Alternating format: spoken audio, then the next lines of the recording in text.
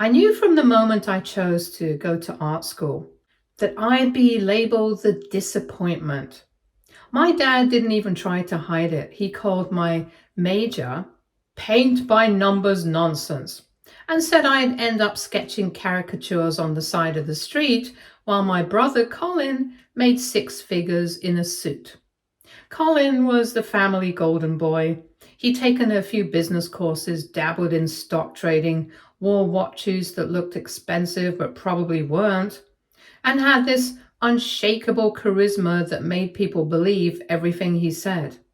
He could sell you the idea of sand in a desert, and you'd still thank him for it. My dad ate that up like it was gospel. It didn't matter that Colin couldn't hold down a job longer than 6 months, or that most of his business deals ended up being smoke and mirrors. To Dad, Colin was the future, and I had a hobby with tuition debt. When I got accepted into a decent art institute with a partial scholarship, I thought they'd be proud. Instead, my dad laughed. He asked if there was a degree for finger painting next. My mom stayed quiet, same way she always did when he was being cruel, and Colin smirked like it was all some running joke, only he got to win. Fast forward 5 years, I had just secured my first long-term freelance design contract with a publishing company. I wasn't rich, nowhere close, but I was stable. I paid my own bills, lived in a modest apartment, and created art that I genuinely loved. Meanwhile, Colin had gone full crypto bro. He'd gotten involved with some new investment opportunity and was practically preaching to anyone who'd listen about DeFi, staking, NFTs, and a bunch of other buzzwords he barely understood. Every time I tried to ask actual questions, the kind that would require real knowledge or math, he'd pivot into motivational speech mode. It would have been funny if it weren't so disturbing, because then my dad got involved. I came home for dinner one Sunday, something I had started doing less often for my sanity, and found them both huddled over a laptop like they just unlocked the treasure map. My dad's face was lit up with this wild optimism I hadn't seen since before my mom's job got downsized. Colin was explaining how a certain coin was about to explode in value. I didn't say anything until Colin left the room, and that's when I asked Dad how much he'd invested. He looked at me like I just asked him how to boil water. All of it. I thought I'd misheard. He repeated it, slower this time. His entire retirement fund, every cent, gone from his bank and wired directly to my brother, who promised he'd double it in 6 months. I stared at him in disbelief. I asked if he at least kept any savings aside, anything to fall back on. He shook his head, said there was no point living cautiously when opportunity knocks. He said it was all about taking risks, said Colin knew what he was doing. I was trying not to panic, but I couldn't keep quiet. I told him this wasn't just a risk, it was reckless. Crypto markets aren't regulated. Most people lose money, especially with little knowledge and no safeguards. I told him Colin didn't have a single credential to back this up and that he'd already left a trail of failed ventures. And I'll never forget what he said next. He looked me dead in the eye and said that if I had any idea how money worked, maybe he would have listened. But since I was just an art school dropout, not true, by the way, I graduated, he didn't need financial advice from someone who drew cartoons for a living. Then he laughed, a full, smug laugh, like my concern was some comedy routine. I left early that night. I didn't slam the door or yell. I just walked out. There was no point arguing with someone who'd already decided I was worthless when I came holding a briefcase full of investment returns. The worst part was knowing that this wouldn't just ruin him, it would end up on me. I could already feel it in his tone and the way he dismissed me. When things fell apart, I'd be the one expected to pick up the pieces, to help, to carry the weight he'd foolishly thrown away. But I decided then I wouldn't. I had offered my warning. I had tried. And if he wanted to treat me like a punchline, then he could sit with the consequences when the joke stopped being funny. It was only a matter of time. Update 1. A few weeks after that dinner, I got a message from my brother with a blurry photo of him next to a rented Lamborghini and some captions filled with rocket emojis, crypto coins, and the words, "Generational wealth loading." I didn't even reply. It was easier to ignore it than to get sucked into another exhausting conversation about early adoption or how I was wasting my talent in wage slavery. Never mind that I was a freelancer with complete autonomy over my work. According to Colin, if you weren't gambling in crypto, you weren't really living. Still, I had this gnawing pit in my stomach because I knew what was coming. I just didn't know when. Over the next few months, my dad got quieter. Mom stopped inviting me over for dinner. I only found out from my mom that he'd been trying to get in touch with Colin almost daily, and half the time he wouldn't respond. Colin had apparently gone off the grid. He'd moved to a high-rise condo in a different city and was living like some kind of playboy entrepreneur, or at least trying to. He posted videos with bottle service, poker chips, hotel pools. But even in those videos, there was this nervous energy in his eyes, like he was trying too hard to convince everyone, maybe even himself, that things were working out. My dad refused to admit anything was wrong. He insisted Colin was just busy and said that I should stop hoping he fails, as if I were rooting against him instead of trying to keep my father from losing everything. That same week, I saw my mom alone at the grocery store. She looked tired, worn down. She pulled me aside and asked if I could come over to talk, just the two of us, so I did. She opened the door, looking like she hadn't slept properly in weeks. Dad was out, apparently had gone to the bank to rearrange some things. We sat at the kitchen table, and she finally told me what I suspected all along. Colin had gone silent. He'd stopped giving updates. The investment he made tanked. Not just dropped, tanked. The crypto coin he put everything into had collapsed after the founders got hit with a lawsuit. The forums were full of people claiming they were scammed. He didn't just lose the money, it was unrecoverable. Gone. My mom said my dad had spiraled. He refused to believe it at first. He thought the crash was temporary. Then he started blaming the banks, the system, the media, anything but Colin. When she suggested maybe Colin wasn't as equipped as he claimed to be, my dad snapped at her, called her ungrateful for everything Colin tried to do for the family. She looked at me with tears in her eyes and said she never even agreed to the investment. She only found out after the money was transferred. I didn't say I told you so. I wanted to, but I didn't. Instead, I just asked her what the plan was now. She didn't have an answer. That was 3 weeks ago. Last night, I came home from work and found a letter slipped under my apartment door. It was written in my dad's handwriting. I hadn't seen that in years. He started off with a few paragraphs filled with awkward formality, like he was trying to catch up despite us speaking just 2 months. Then he dropped the real reason. He and my mom had sold their house. They were officially broke. The market had dipped right when they tried to sell, so they barely got enough to pay off their mortgage. Dad had no retirement left, no savings. Colin hadn't spoken to them in over 2 months and had ghosted entirely after a suspicious break-in at his condo, where all his electronics were stolen. They were staying with a friend temporarily, but that wouldn't last. He wrote that he was disappointed. I hadn't tried harder to protect the family from this outcome. As someone who clearly knew more than the rest of us, I had a responsibility to warn us better. That line made my blood boil. I didn't owe him another warning. I gave him one. I gave him a clear, rational breakdown of the risks, and he laughed in my face.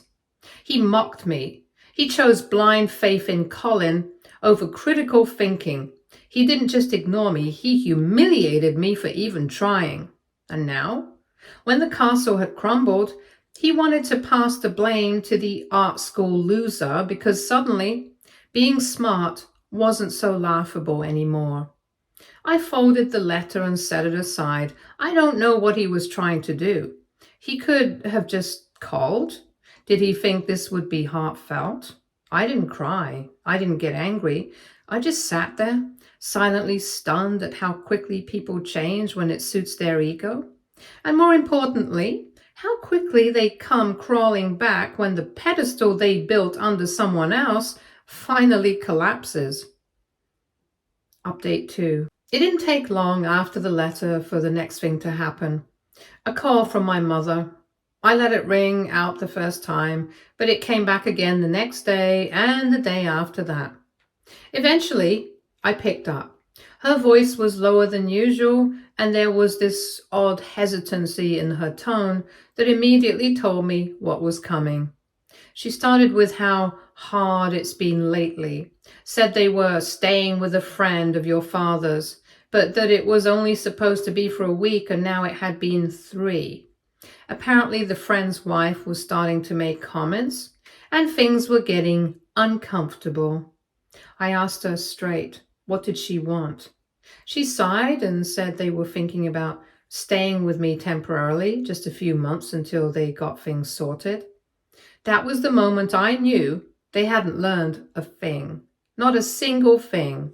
Because if they had, they'd have started that call with an apology.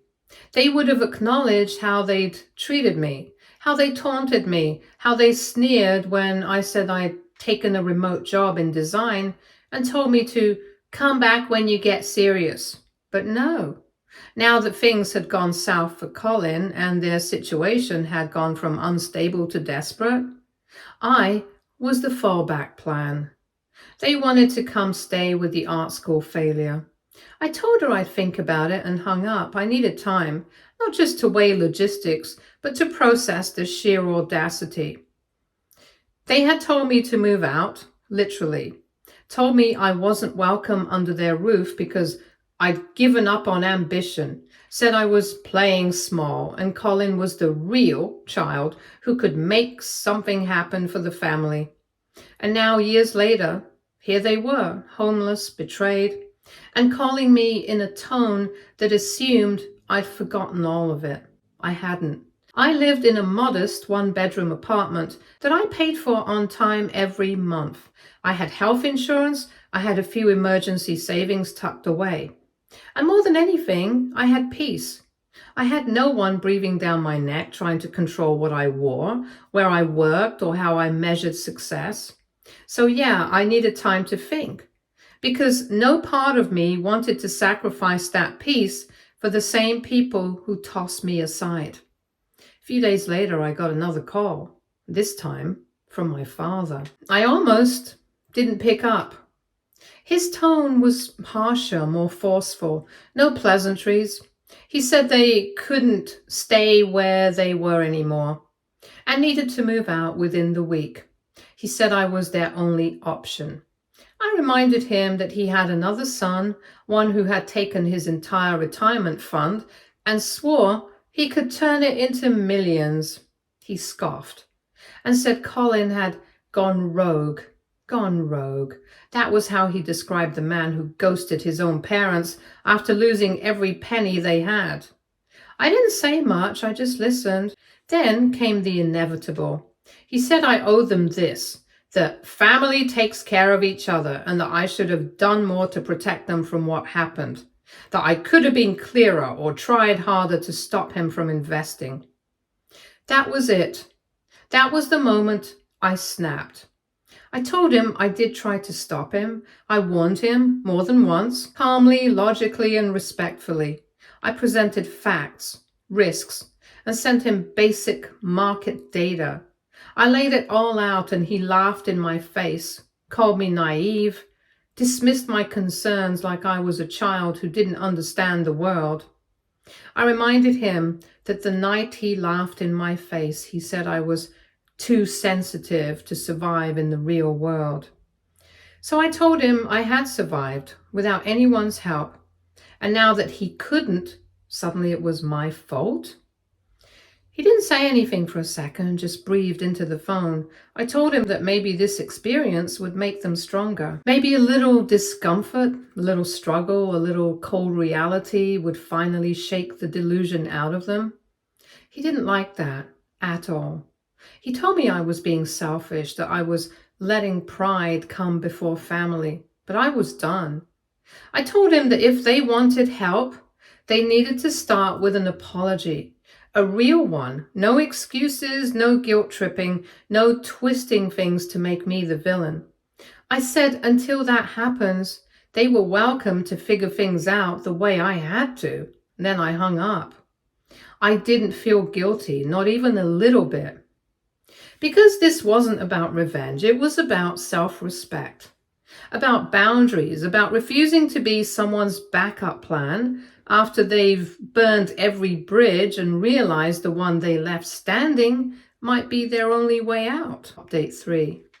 It had been 2 weeks since I told my father off and made it clear I wasn't opening my home to anyone who couldn't even offer an apology. I hadn't heard anything since. The silence was loud but welcome. Then one evening there was a knock at my door. I looked through the peephole and felt my stomach twist. It was my mother.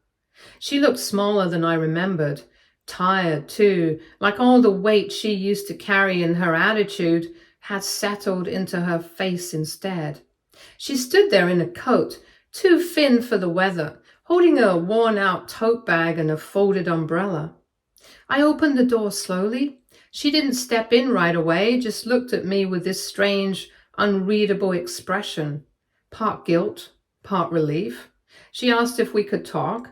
I stepped aside and let her in. She stood in the middle of my living room like it was some sort of foreign land.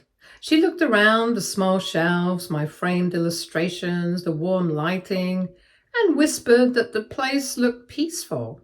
I didn't say anything. I let her do the heavy lifting. Eventually, she sat down and just exhaled. She said she didn't come to argue. She wasn't there to demand anything or make excuses. She came to say sorry.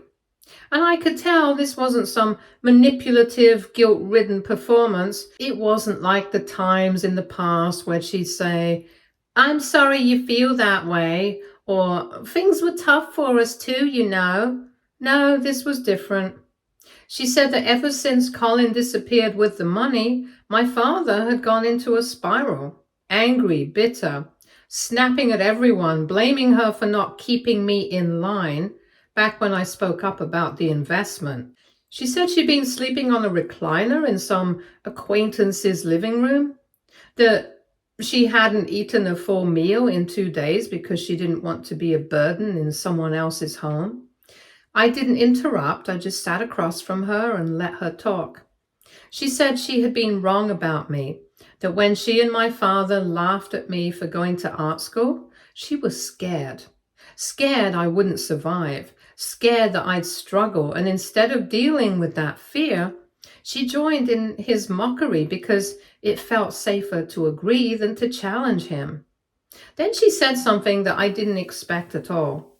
She told me she was tired of him, tired of always going along with his plans and ending up in the wreckage, tired of defending his pride while they quietly sank behind closed doors, tired of pretending Colin was still going to fix things when he hadn't even returned her last 60 messages. She looked up at me with eyes that seemed softer than I remembered and asked if she could stay with me.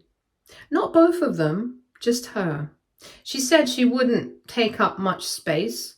She could sleep on the couch if needed. She said she'd help with cleaning and cooking, whatever I needed. And then she asked something I never thought I'd hear from her. She asked if I could help her find a job nearby. Not something huge, just anything. She said she wanted to contribute, even if it was a few $100 a month. She said she didn't want to feel like dead weight. She just wanted something stable, something dignified. Even if it was late, she said. She wanted to try building something for herself. I didn't give her an answer right away. I made her tea. I sat down again and I asked her one thing. Why now? Why come to me now? She said that because she watched me stand my ground on the phone with my father, she saw something in me that made her realize she wanted that too. She said maybe it took her too long to see it, but she saw it clearly now that I'd made something of myself, not in spite of my independence, but because of it, and that she wanted to learn how to do that too. That floored me. This wasn't the same woman who used to tell me to keep quiet during family dinners, or the one who used to say I needed to be more realistic with my future. This was someone who looked like she was finally unraveling the years of living in his shadow. I let her stay that night, and the night after that.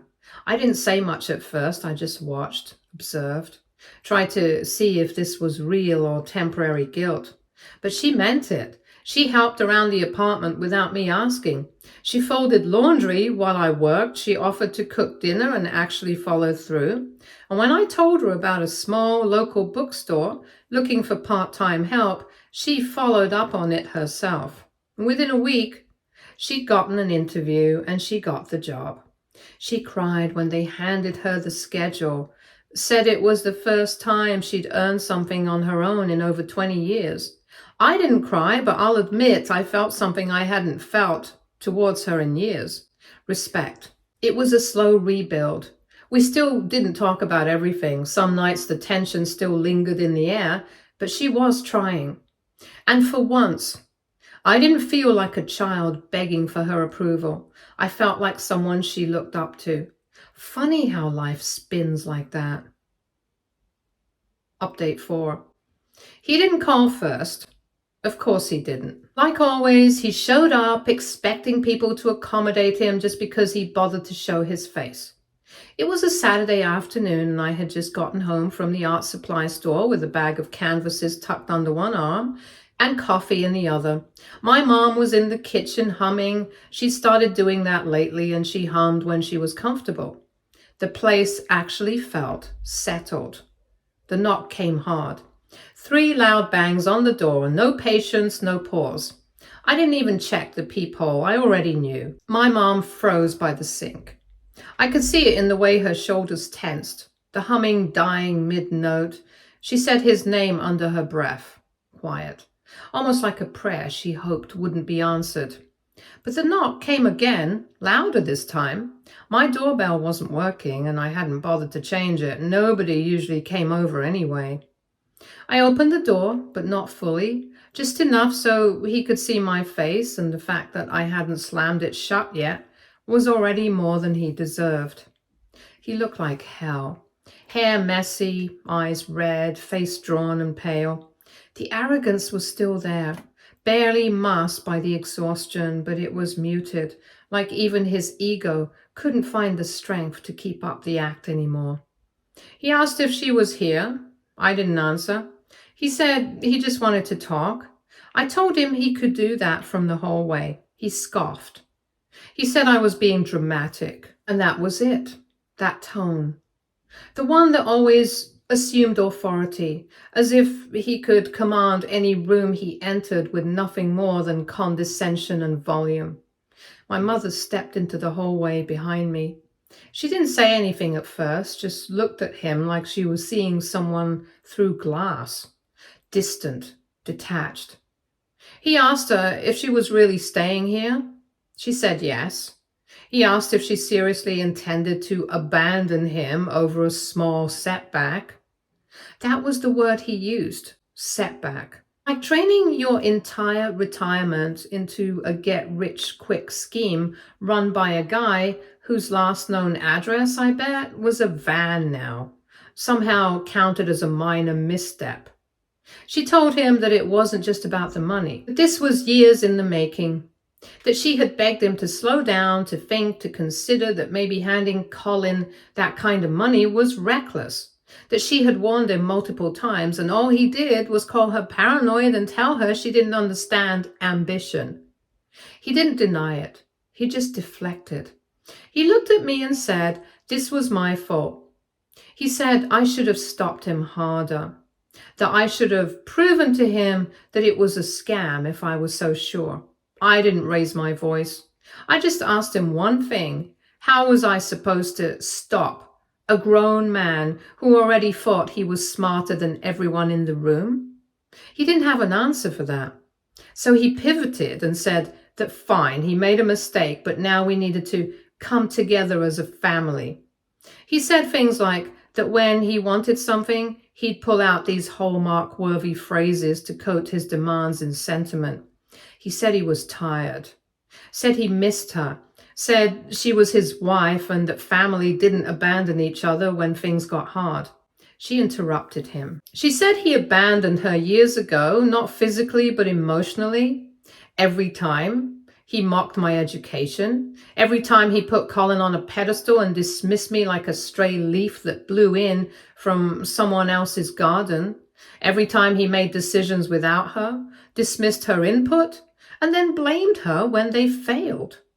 And then she said the part that even I didn't expect. She said she didn't love him anymore. Not because of the money, not even because of Colin, but because she finally realized she was always loving through him, through his moods, his expectations, his anger, his vision of what a real family should be, and she was tired. He looked stunned, for once completely speechless. He looked at me next. He asked if I was really going to let her throw away their life together. He asked if I was okay watching my father get thrown out on the streets while I sat comfortably in an apartment he helped pay for back when I was still failing at art. I told him two things. One, this apartment, paid for every single square inch of it myself. He never once contributed a dime to my rent or my supplies. Last time he offered to help me with anything financially was during my second year of school. And even then, it came with so many strings that I ended up cutting them all myself. Two, I wasn't watching anyone get thrown out. He had chosen this path. He made decision after decision with full awareness of the risks. And now he didn't get to crash on the very couch he mocked just because his favorite son had finally disappeared after screwing him over. He said I'd regret it. He said I was going to grow old and realize that family mattered more than ego. I told him the same thing, but backwards. That family matters more than ego, and his ego was the only thing that had ever mattered to him. And then I shut the door. He didn't knock again, didn't yell, didn't curse or plead. He just stood there for a while. I saw his shadow linger under the door frame for another 30 seconds, and then it was gone. My mom went back to the kitchen. The humming didn't come back for a while, but when she finally spoke, she said thank you. Not for letting her stay, not for backing her up. She said thank you for saying the things she wished she'd said 10 years ago. That hit different. Update 5. It's been 3 months since the door closed. Since then, not a single call from my father, not a text, not even one of those guilt-laced messages he used to send when he wanted someone to crawl back first. And honestly, I don't miss them. The apartment is calmer now. Not just quieter, calmer. There's a difference. Quiet can still be heavy, but calm feels like air that's been scrubbed clean of walking on eggshells tension. For my mom, it may feel like choosing her own playlist in the morning instead of the same tired song of managing someone else's mood. My mom has settled in a way I didn't expect. At first, she moved around like a guest, overly polite, always asking if it was okay to cook, to clean, to sit on the couch. But somewhere along the way, she stopped asking. Now she cooks without apologizing for it. She makes the best food I've had in years. She organized the spice rack. She keeps folding my laundry before I even notice it's dry. We've developed this unspoken rhythm. I handle groceries and dishes. She manages cleaning and dinner. She is usually back early. We don't even talk about it. It just works. She got a new job 2 weeks ago, nothing fancy, but a steady receptionist role at a local wellness clinic that she walks to every morning. She comes home with stories about the overly chatty yoga instructor and how the couple that's always books back-to-back massages is definitely in a messy situation. She laughs when she tells me, sometimes mid-chopping onions, and I swear she's 10 years lighter. We haven't heard from my brother either. Apparently, the crypto guy vanished after milking a dozen investors. No charges, no refunds, just a trail of fake domain names and a deleted LinkedIn profile. Last we heard, Colin was couch hopping somewhere in Arizona. I'm not bitter. I just feel steady. Took me years of being dismissed, years of biting back words, years of thinking I had to earn basic decency from people who only saw value in ambition and money. But now I wake up, I make coffee, I draw, I listen to my mom laugh again, and I don't need anyone's permission to feel like maybe, finally, I'm doing okay with a family member of mine. Stay tuned for more stories from Argo relationships.